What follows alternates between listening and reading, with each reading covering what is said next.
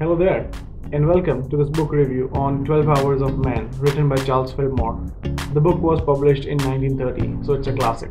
Now, the introduction itself says that someone who's new to the information of metaphysical Christianity, it would be a little tough for them to absorb the information.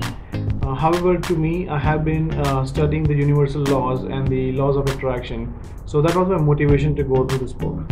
Well, the book talks about the 12 faculties that can help you achieve anything that you desire. It puts these 12 faculties as 12 thrones, which are required to be achieved to follow Jesus in the phase of regeneration. For now, let's keep the background of Christianity and the 12 thrones of Jesus aside as we focus on the 12 faculties independently. Now, if we look at this information, they are just little similar to the other studies of the laws of universe and the laws of attraction, and which basically talks about how every man controls their own fate onto this universe. To me, the theme is all the same. You control your life and you have the capabilities to make it better. I do not want to go by each chapter, but I do want to give you some takeaways that if we all imbibe in our life, we too can achieve great heights. When we call our inner forces into action, the universal laws begins its works within us. All the laws, both great and small, falls into line and helps us achieve what we want to achieve. We did not make the law. The law is, and it was created before the world was formed for our benefit. This is the basic understanding that we all need to accept without having the slightest doubt in our mind. Another important takeaway was given in the chapter 7, Imagination and Regeneration. Let me quote this to you. It is through the imagination that the formless takes forms, understanding that everything was built twice.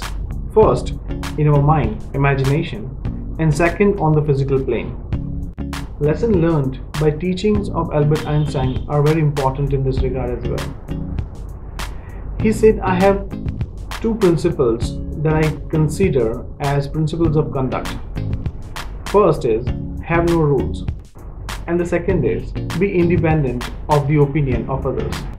Beautifully quoted was that statement. As he, the man, thinketh within himself, so is he. Man develops the capacity to achieve anything that he sets out to achieve. It was greatly explained that no man can ever attain spiritual consciousness without striving for it. Ask and it shall be given. Seek and you shall find it. Knock and the door will open unto you. Prayer is a form of asking, seeking and knocking. The book has one full chapter dedicated to the will. It has been greatly said that the will is undoubtedly the focal point around which all action centers. If you want to come under the protection of the divine law, you should not be afraid of expressing your inner self to the Lord. You need perfect candor and childlike innocence to achieve this. The importance of zeal and enthusiasm has also been greatly described in this book. Without zeal, a man is like an engine without steam, an electric motor without current. Zeal is the impulse to go forward, the urge behind all the things, without which stagnancy, inertia, or death would prevail. Thoughts are things, they are the ideas projected into form, partaking the nature of the thinker. The book talks about the sensation of the human body that seeks satisfaction.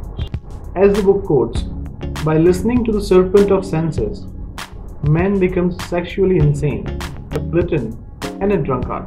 Remedy to this is to turn away from the lust of flesh and seek God. Overall, I feel that the concepts described in this book are quite similar to the other studies like the laws of universe and the laws of attraction.